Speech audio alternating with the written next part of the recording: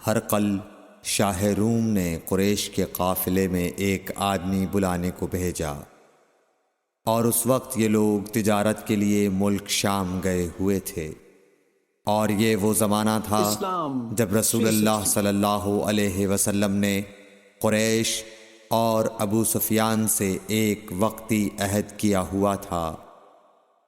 جب ابو سفیان اور دوسرے لوگ ہرقل کے پاس ایلیا پہنچے جہاں ہرقل نے دربار طلب کیا تھا، اس کے گرد روم کے بڑے بڑے لوگ، علماء، وزراء و امراء بیٹھے ہوئے تھے۔ ہرقل نے ان کو اور اپنے ترجمان کو بلوایا، پھر ان سے پوچھا کہ تم میں سے کون شخص مدعی رسالت کا زیادہ قریبی عزیز ہے؟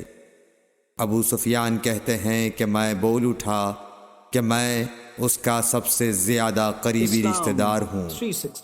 یہ سن کر ہرقل نے حکم دیا کہ اس ابو سفیان کو میرے قریب لا کر بٹھاؤ اور اس کے ساتھیوں کو اس کی پیٹھ کے پیچھے بٹھا دو۔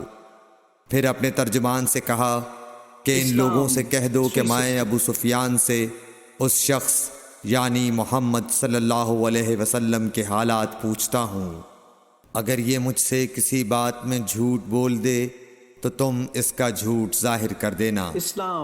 ابو سفیان کا قول ہے کہ خدا کی قسم اگر مجھے یہ غیرت نہ آتی کہ یہ لوگ مجھ کو جھٹلائیں گے تو میں آپ صلی اللہ علیہ وسلم کی نسبت ضرور غلط گوئی سے کام لیتا۔ خیر، پہلی بات جو ہرقل نے مجھ سے پوچھی وہ یہ کہ اس شخص کا خاندان تم لوگوں میں کیسا ہے؟ میں نے کہا وہ تو بڑے اونچے عالی نسب والے ہیں۔ کہنے لگا اس سے پہلے بھی کسی نے تم لوگوں میں ایسی بات کہی تھی؟ میں نے کہا نہیں۔ کہنے لگا اچھا اس کے بڑوں میں کوئی بادشاہ ہوا ہے؟ میں نے کہا نہیں۔ پھر اس نے کہا بڑے لوگوں نے اس کی پیروی اختیار کی ہے یا کمزوروں نے؟ میں نے کہا نہیں، کمزوروں نے۔ پھر کہنے لگا اس کے تابعدار روز بڑھتے جاتے ہیں یا کوئی ساتھی پھر بھی جاتا ہے؟ میں نے کہا نہیں۔ کہنے لگا کیا اپنے اس دعوی نبوت سے پہلے کبھی کسی بھی موقع پر اس نے جھوٹ بولا ہے؟ میں نے کہا نہیں، اور اب ہماری اس سے صلح کی ایک مقررہ مدت ٹھہری ہوئی ہے، معلوم نہیں وہ اس میں کیا کرنے والا ہے۔ ابو سفیان کہتے ہیں میں اس بات کے سوا اور کوئی جھوٹ اس گفتگو میں شامل نہ کر سکا۔ ہرقل نے کہا کیا تمہاری اس سے کبھی لڑائی بھی ہوئی ہے؟ ہم نے کہا کہ ہاں۔ بولا پھر تمہاری اور اس کی جنگ کا کیا حال ہوتا ہے؟ میں نے کہا لڑائی ڈول کی طرح ہے، کبھی وہ ہم سے میدان جنگ جیت لیتے ہیں اور کبھی ہم ان سے جیت لیتے ہیں۔ ہرقل نے پوچھا وہ تمہیں کس بات کا حکم دیتا ہے؟ میں نے کہا وہ کہتا ہے کہ صرف ایک اللہ ہی کی عبادت کرو، اس کا کسی کو شریک نہ بناؤ، اور اپنے باپ دادا کی شرک کی باتیں چھوڑ دو، اور ہمیں نماز پڑھنے، سچ بولنے، پرہیزگاری اور صلہ رحمی کا حکم دیتا ہے۔ یہ سب سن کر پھر ہرقل نے اپنے ترجمان سے کہا کہ ابو سفیان سے کہہ دے کہ میں نے تم سے اس کا نسب پوچھا تو تم نے کہا کہ وہ ہم سے عالی نسب ہے، اور پیغمبر اپنی قوم میں عالی نسب ہی بھیجے جایا کرتے ہیں۔ میں نے تم سے پوچھا کہ دعوی نبوت کی یہ بات تمہارے اندر اس سے پہلے کسی اور نے بھی کہی تھی تو تم نے جواب دیا کہ نہیں۔ تب میں نے اپنے دل میں کہا کہ اگر یہ بات اس سے پہلے کسی اور نے کہی ہوتی تو میں سمجھتا کہ اس شخص نے بھی اسی بات کی تقلید کی ہے جو پہلے کہی جا چکی ہے۔ میں نے تم سے پوچھا کہ اس کے بڑوں میں کوئی بادشاہ بھی گزرا ہے تو تم نے کہا کہ نہیں۔ تو میں نے دل میں کہا کہ ان کے بزرگوں میں سے کوئی بادشاہ ہوا ہوگا تو کہہ دوں گا کہ وہ شخص اس بہانے اپنے آباء و اجداد کی بادشاہت اور ان کا ملک دوبارہ حاصل کرنا چاہتا ہے۔ اور میں نے تم سے پوچھا کہ اس بات کے کہنے یعنی پیغمبری کا دعویٰ کرنے سے پہلے تم نے کبھی اس کو دروغ گوئی کا الزام لگایا ہے؟ تم نے کہا کہ نہیں۔ تو میں نے سمجھ لیا کہ جو شخص آدمیوں کے ساتھ دروغ گوئی سے بچے وہ اللہ کے بارے میں کیسے جھوٹی بات کہہ سکتا ہے۔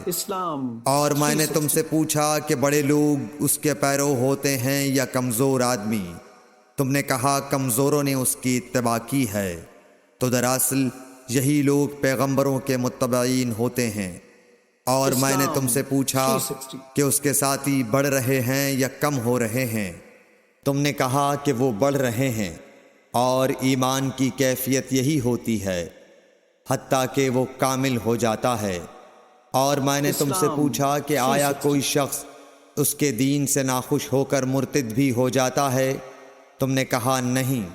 تو ایمان کی خاصیت بھی یہی ہے، جن کے دلوں میں اس کی مسرت رچ بس جائے وہ اس سے لوٹا نہیں کرتے۔ اور میں نے تم سے پوچھا کہ آیا وہ کبھی عہد شکنی کرتے ہیں؟ تم نے کہا نہیں۔ پیغمبروں کا یہی حال ہوتا ہے، وہ عہد کی خلاف ورزی نہیں کرتے۔ اور میں نے تم سے کہا کہ وہ تم سے کس چیز کے لیے کہتے ہیں؟ تم نے کہا کہ وہ ہمیں حکم دیتے ہیں کہ اللہ کی عبادت کرو، اس کے ساتھ کسی کو شریک نہ ٹھہراؤ، اور تمہیں بتوں کی پرستش سے روکتے ہیں، سچ بولنے اور پرہیزگاری کا حکم دیتے ہیں۔ لہٰذا اگر یہ باتیں جو تم کہہ رہے ہو سچ ہیں تو ان قریب وہ اس جگہ کا مالک ہو جائے گا کہ جہاں میرے یہ دونوں پاؤں ہیں۔ مجھے معلوم تھا کہ وہ پیغمبر آنے والا ہے، مگر مجھے یہ معلوم نہیں تھا کہ وہ تمہارے اندر ہوگا۔ اگر میں جانتا کہ اس تک پہنچ سکوں گا تو اس سے ملنے کے لیے ہر تکلیف گوارا کرتا۔ اگر میں اس کے پاس ہوتا تو اس کے پاؤں دھوتا۔ ہرقل نے رسول اللہ صلی اللہ علیہ وسلم کا وہ خط منگایا جو آپ نے وحیہ کلبی رضی اللہ تعالیٰ عنہ کے ذریعے حاکم بصرہ کے پاس بھیجا تھا، اور اس نے وہ ہرقل کے پاس بھیج دیا تھا۔ پھر اس کو پڑھا تو اس میں لکھا تھا، اللہ کے نام کے ساتھ جو نہایت مہربان اور رحم والا ہے۔ اللہ کے بندے اور اس کے پیغمبر محمد صلی اللہ علیہ وسلم کی طرف سے یہ خط ہے شاہ روم کے لیے۔ اس شخص پر سلام ہو جو ہدایت کی پیروی کرے۔ اس کے بعد میں آپ کے سامنے دعوت اسلام پیش کرتا ہوں۔ اگر آپ اسلام لے آئیں گے تو دین و دنیا میں سلامتی نصیب ہوگی، اللہ آپ کو دوہرا ثواب دے گا۔ اور اگر آپ میری دعوت سے روگردانی کریں گے تو آپ کی رعایا کا گناہ بھی آپ ہی پر ہوگا۔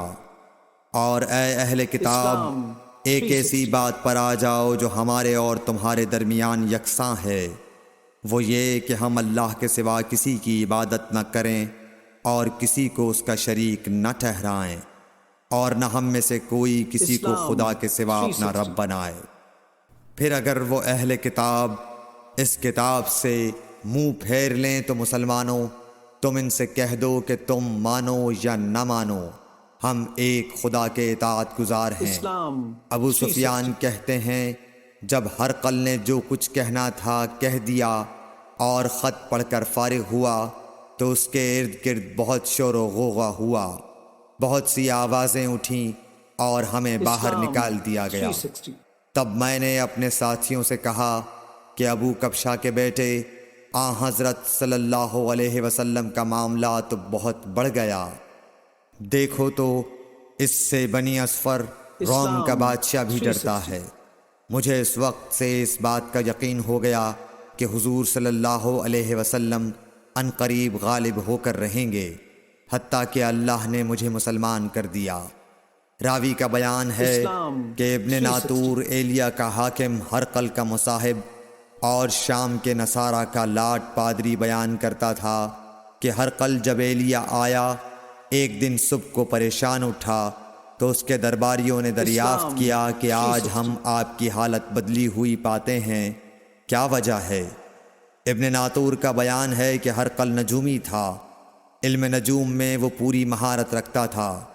اس نے اپنے ہم نشینوں کو بتایا کہ میں نے آج رات ستاروں پر نظر ڈالی تو دیکھا کہ ختنہ کرنے والوں کا بادشاہ ہمارے ملک پر غالب آ گیا ہے۔ بھلا اس زمانے میں کون لوگ ختنہ کرتے ہیں؟ انہوں نے کہا کہ یہود کے سوا کوئی ختنہ نہیں کرتا، سو ان کی وجہ سے پریشان نہ ہوں۔ سلطنت کے تمام شہروں میں یہ حکم لکھ بھیجیے کہ وہاں جتنے یہودی ہوں سب قتل کر دیے جائیں۔ وہ لوگ انہی باتوں میں مشغول تھے کہ ہرقل کے پاس ایک آدمی لایا گیا جسے شاہ غسان نے بھیجا تھا۔ اس نے رسول اللہ صلی اللہ علیہ وسلم کے حالات بیان کیے۔ جب ہرقل نے سارے حالات سن لیے تو کہا کہ جا کر دیکھو وہ ختنہ کیے ہوئے ہے یا نہیں۔ انہوں نے اسے دیکھا تو بتلایا کہ وہ ختنہ کیا ہوا ہے۔ ہرقل نے جب اس شخص سے عرب کے بارے میں پوچھا تو اس نے بتلایا کہ وہ ختنہ کرتے ہیں۔ تب ہرقل نے کہا کہ یہی محمد صلی اللہ علیہ وسلم اس امت کے بادشاہ ہیں جو پیدا ہو چکے ہیں۔ پھر اس نے اپنے ایک دوست کو رومیہ خط لکھا اور وہ بھی علم نجوم میں ہرقل کی طرح ماہر تھا۔ پھر وہاں سے ہرقل حمص چلا گیا۔ ابھی حمص سے نکلا نہیں تھا کہ اس کے دوست کا خط اس کے جواب میں آ گیا۔ اس کی رائے بھی حضور صلی اللہ علیہ وسلم کے ظہور کے بارے میں ہرقل کے موافق تھی کہ محمد صلی اللہ علیہ وسلم واقعی پیغمبر ہیں۔ اس کے بعد ہرقل نے روم کے بڑے آدمیوں کو اپنے حمص کے محل میں طلب کیا اور اس کے حکم سے محل کے دروازے بند کر لیے گئے۔ پھر وہ اپنے خاص محل سے باہر آیا اور کہا، اے روم والو، کیا ہدایت اور کامیابی میں کچھ حصہ تمہارے لیے بھی ہے؟ اگر تم اپنی سلطنت کی بقا چاہتے ہو تو پھر اس نبی صلی اللہ علیہ وسلم کی بیعت کر لو اور مسلمان ہو جاؤ۔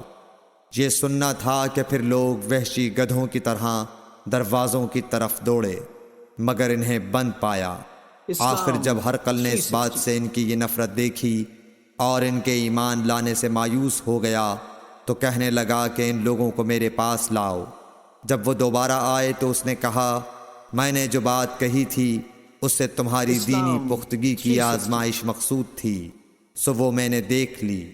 تب یہ بات سن کر وہ سب کے سب اس کے سامنے سجدے میں گر پڑے اور اس سے خوش ہو گئے۔ بالآخر ہرقل کی آخری حالت یہی رہی۔ صحیح بخاری حدیث نمبر 7۔